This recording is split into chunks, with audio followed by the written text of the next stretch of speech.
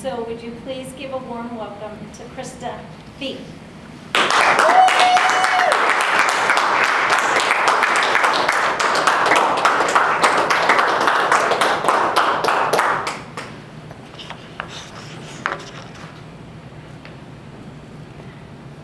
They say it takes a village. Our children are born onto the front lines of a battlefield. A battle to be loved, a battle to be safe, and a battle to be free. They should never have to fight alone. How many of you guys in this room have a child that you care about? Doesn't have to be yours. It could be a brother, sister, cousin, even a friend's child. Most of you probably have more than one. 1 in 4 little girls will report being sexually assaulted before they reach the age of 18. 1 in 6 little boys will report the same. Those are the ones who report. The numbers are thought to be closer to 70 or 80%.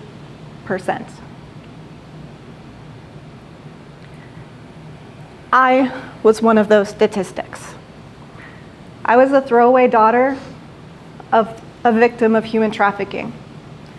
A woman who was more concerned about where her next fix was coming from than what her pimp and her dealer were doing with her newborn daughter. I was rescued when the state intervened. They took me from the hospital when I was failing to thrive at 6 months old and 7.5 pounds. I was put into an amazing foster home that would adopt me. My miracle, my salvation. The perfect happy ending, right? But that statistic wouldn't take that long to find me again. 60% of all sexual assaults on children happen because of friends and acquaintances. 30% happen because of actual family members. And only 10% are the stranger danger that you all probably talk to your children about. My abuser was an uncle who I was left in the care of over and over. I cried, told my mom I didn't want to go there. They didn't listen, they didn't understand. Not only was he my uncle, he was a firefighter. He was an award-winning hero. The community thought that he was perfect. I was not his only victim. He spent 12 years abusing his own daughter, myself, my younger brother, all of our cousins, and who knows how many other children. Not only were we sexually assaulted, he had a very particular psychological disorder. He enjoyed saving people. This is visible in the firefighter career, right? Everyone thinks he's amazing. So he would drown us and resuscitate us and then sexually assault us. And nobody knew for 12 years. So when your children are crying and saying they don't want to go see somebody, they don't want to go to see that friend of the family, they don't want to go to that uncle's house, they don't want to kiss somebody, they don't want to hug somebody, listen to your children's instincts. Amen. Children love everyone unless they have a reason not to. I had a really happy ending because I was given the opportunity to grow up and to heal. So I'm going to divert from the hard stuff for a second. I'm going to ask you to visualize a beautiful beach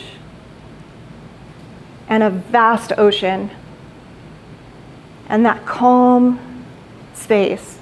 And you're watching from a distance, and there's a little girl standing on the edge of that shore. And you notice she keeps bending over and picking something up. and she's tossing it into the ocean. And inside you, you're like, well, that's curious. I wonder what's going on. She's really intense. She's really focused on this job that she has. And so you walk closer, and you notice that the entire beach, the entirety is covered with all of these tiny starfish that have been left there by the tide. And you think to yourself, geez, that's a lot of starfish, and she's so little. What's the point? So you ask her, why are you doing that? And she looks up with those big, huge, innocent eyes, and she says, but it mattered to that one. It mattered to that one. I had the opportunity to grow up. I had the opportunity to go on a healing journey, to discover who I could be as a woman. I'm going to tell you a story about another little girl who didn't get that opportunity. Audrey was 11 years old. She just turned 11 10 days ago.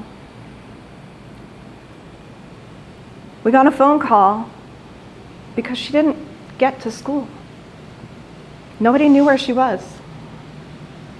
Audrey's parents were in the middle of a divorce, very tumultuous.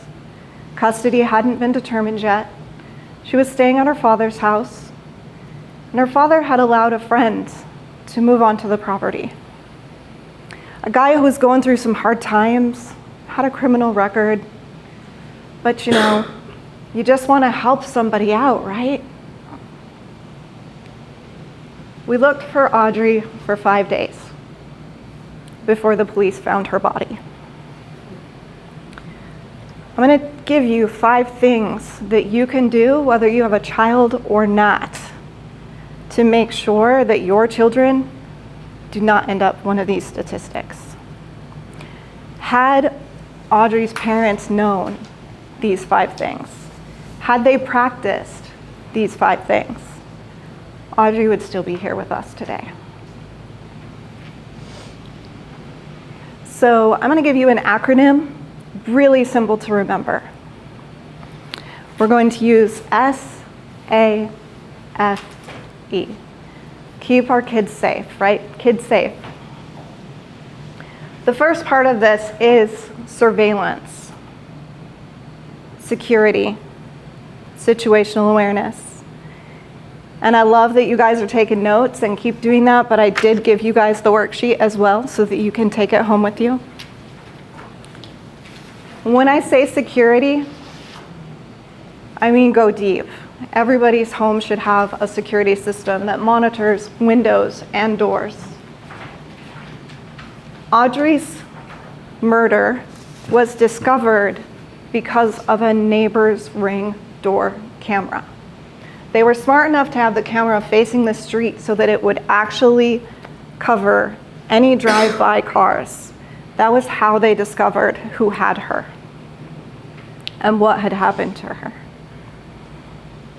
Of course, we'd much rather use it to get them before it's too late.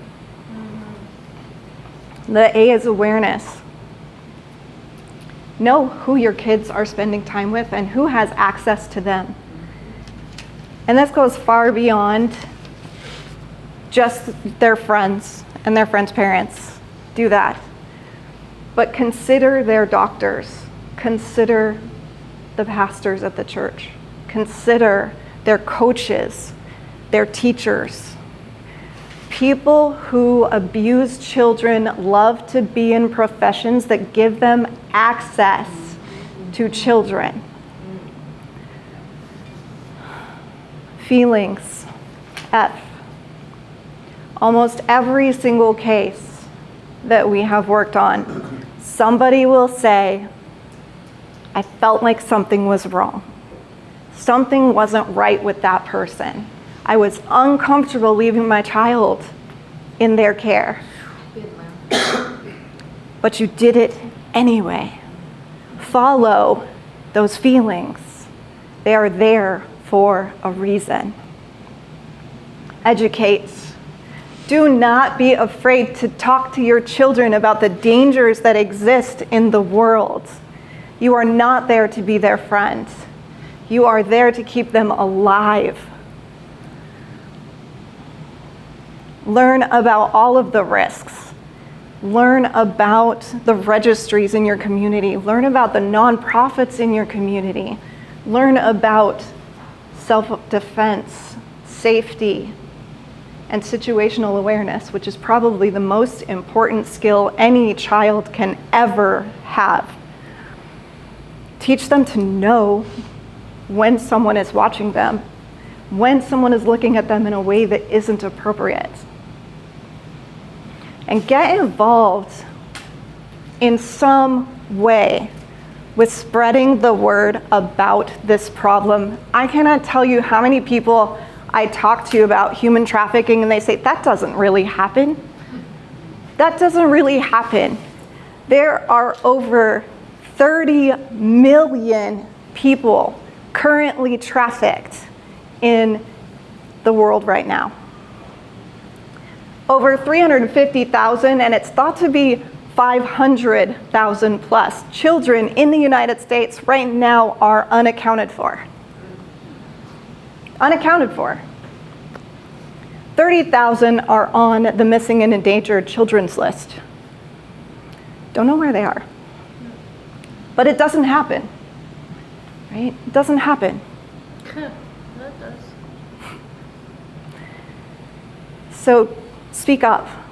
Learn any program. There's a million different nonprofits. You don't have to support us, but get involved in some way, shape, or form. So I want to take us back again to that beach, to that little girl, to that problem. Every single one of those starfish represents missing, endangered, abused, or murdered child. The problem is impossible. And you look at her and she says, again, it matters to that one. It matters to that one. But if you would just stand beside me and help me, we could do so much more. I may be just a drop in the ocean, but together we create a tidal wave of change. Yes. Amen. Yes. Yes. So my name is Krista Fee, and my healing journey took me through an absolute obsession with education.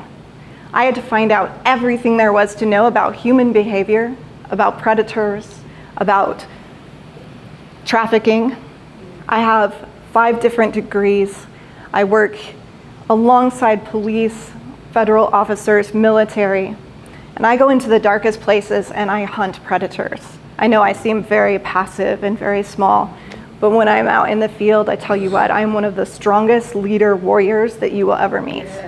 Because this fight right here, these children, Audrey, who is on my table if you want to see her picture, she is my reason for living. The pain and struggles that I went through, and people hate it when I say this, my pain did not define me, but my pain built me. Because had I never suffered what I suffered, I would not see the suffering all around me. I would not see the signs. I would not see the pain behind a child's eyes when they are smiling, but I can tell there's something wrong and everybody else is blind to it. I would not be who I am today. I would not know what I know today. And I don't want you or your children to have to take the path I took to open your eyes.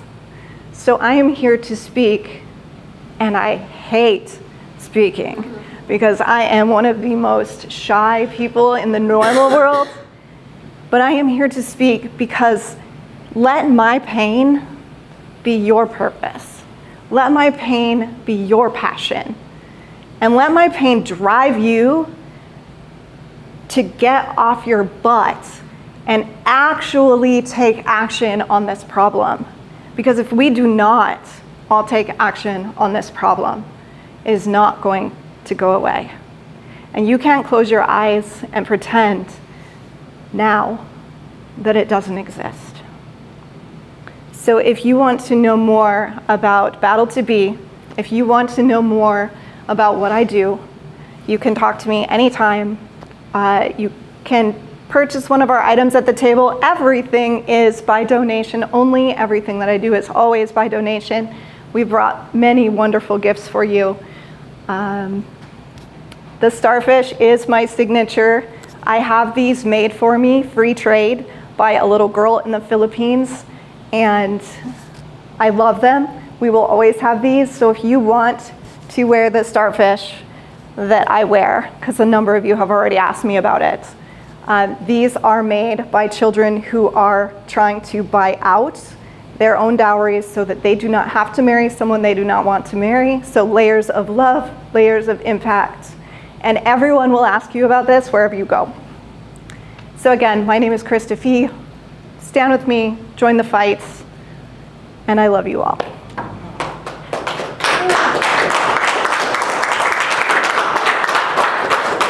Whoa.